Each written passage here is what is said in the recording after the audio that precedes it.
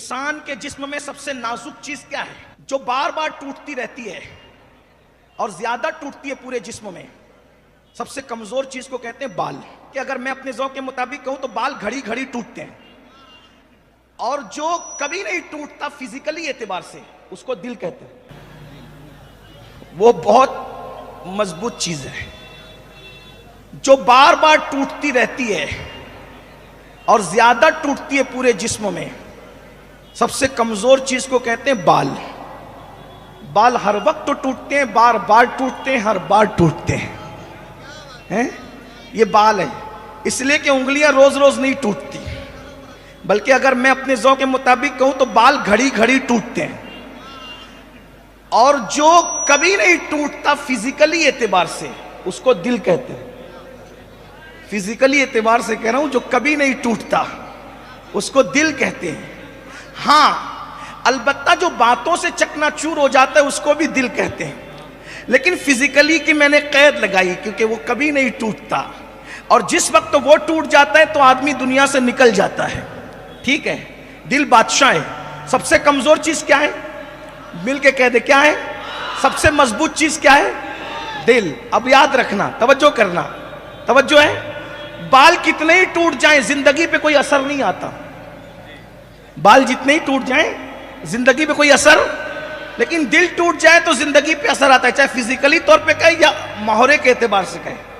اگر یوں بھی دل ٹوٹ جائے تو آدمی بجھ جاتا ہے، اور اگر فزیکلی اعتبار سے ٹوٹ جائے تب تو آدمی مر ہی جائے گا. ٹھیک ہے، بات سمجھ میں آئی کہ نہیں آئی؟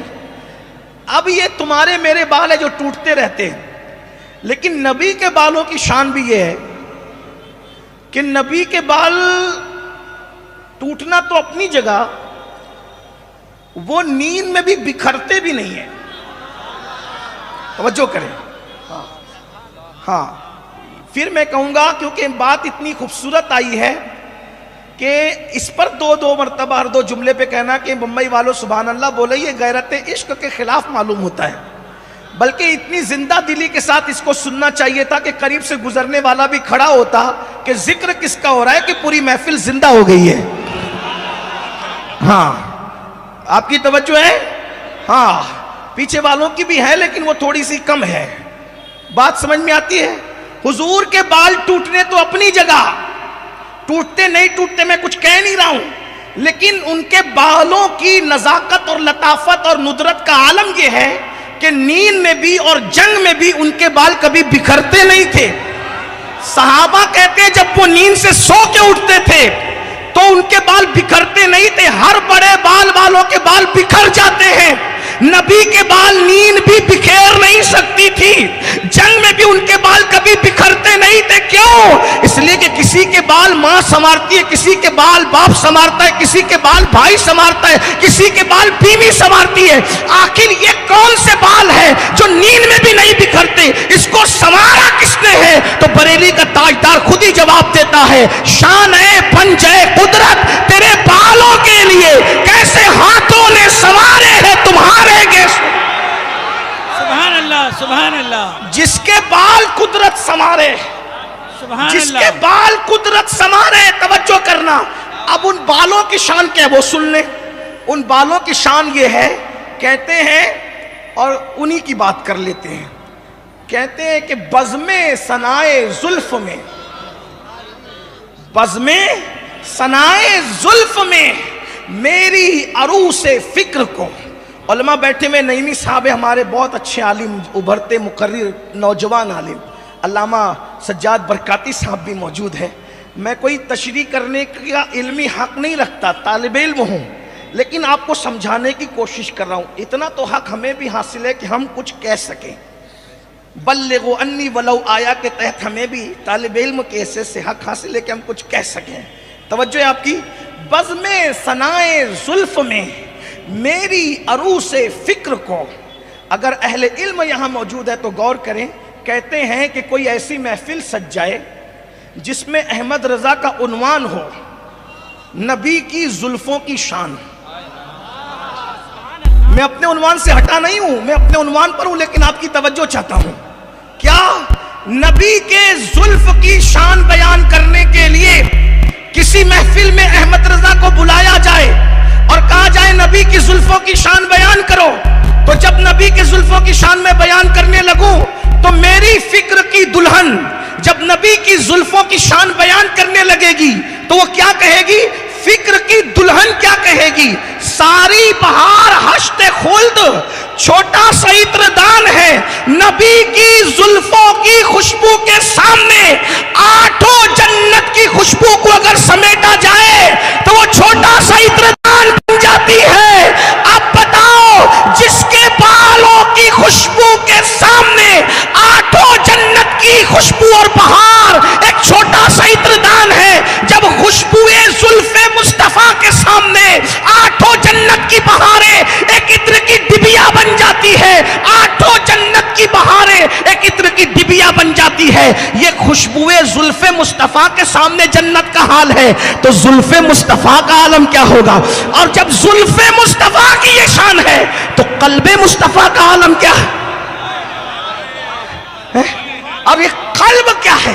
قلب مصطفیٰ کیا کہتے ہیں؟ دل سمجھ سے ورا ہے، ورا ہے، میری سمجھ کے باہر ہے نبی کا دل، مگر یوں کہوں غنچے راز وحدت پہ لاکھوں سلام، نبی کا دل اللہ کے رازوں کا گنچا ہے، گنچا گنچا گنچا، اور اسی گنچے کو اردو میں کلی بھی کہتے ہیں، اور اسی کلی کو عربی میں زہرا کہتے ہیں۔ اب تلاش کرو نبی کے خاندان میں زہرا ہے کون؟ اللہ اکبر! تو پورے خاندان مصطفیٰ میں ایک ہی ہستی ہے جسے زہرا کہا جاتا ہے، اور وہ ہستی اور مادر حسنین ہے۔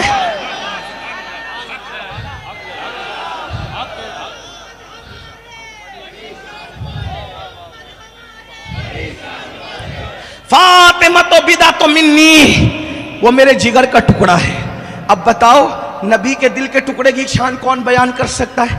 اسی کو سیدہ کہتے ہیں۔ یہ سیدہ ہے کیا؟ میرے آقا سونگتے تھے، ہاں حضور سونگتے تھے، سیدہ کو سونگتے تھے اور جنت کی خوشبو پاتے ہیں، اور فرماتے تھے یہ میری بیٹی دنیا میں جنتی حور ہے، میری یہ بیٹی دنیا میں جنتی حور ہے۔ اور فرماتے تھے اللہ نے اس کو نسوانی کمزوریوں سے پاک رکھا ہے۔ ہاں، آپ اگر اس طرف توجہ نہیں کر سکتے تو کوئی بات نہیں ہے، میں بات بڑی کر رہا ہوں۔ کس کی بات ہو رہی پتہ ہے کس کی بات ہو رہی؟ غوث اعظم نے جس کو غوث مانا ہے اس کی بات ہو رہی ہے۔ آپ کیا سمجھ رہے ہیں؟ ہاں، آپ کیا یا غوث کہنے سے مصیبت ٹلتی ہے تو یا فاطمہ کہنے سے کیا ہوگا؟ آپ سمجھ رہے ہیں؟ آقا فرماتے ہیں، بخاری شریف کی حدیث ہے، میں نے میری بیٹی کا نام فاطمہ اس لیے رکھا کہ فاطمہ پہ بھی جہنم حرام ہے، اور جو اس سے محبت کر لے اس پر بھی جہنم حرام ہے۔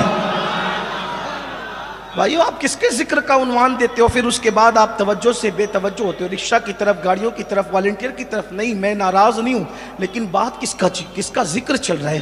الہی میری زبان پر یہ کس کا نام آیا؟ کس کا نام آیا ہے میری زبان پر؟ آپ سمجھ کیا تھے؟ ہاں، اللہ اکبر، سبحان اللہ و بحمدہ، سبحان اللہ العظیم۔ بات کیا ہے؟ سرکار فرماتے ہیں میری بیٹی فاطمہ نسوانی کمزوریوں سے پاک ہے۔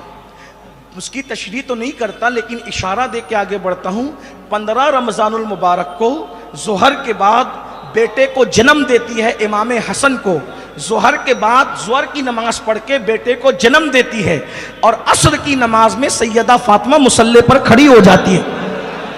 اگر کسی خاندان میں ایسی بیٹی ہو تو لا کر کے بتاؤ، کسی خاندان میں کسی کی ایسی بیٹی ہو تو لا کے بتاؤ۔ ساری بیٹیاں کسی کی ایسی نہیں ہوگی کہ ظہر میں جنم دے اور عصر میں اپنے بچے کی ولادت کے بعد مصلی پر نظر آئے۔ یہ طہارت اور پاکیزگی اگر کہیں نظر آئے گی تو وہ وہی گھرانہ ہے جس کے لیے انما یرید اللہ لیذھب عنکم الرجس والی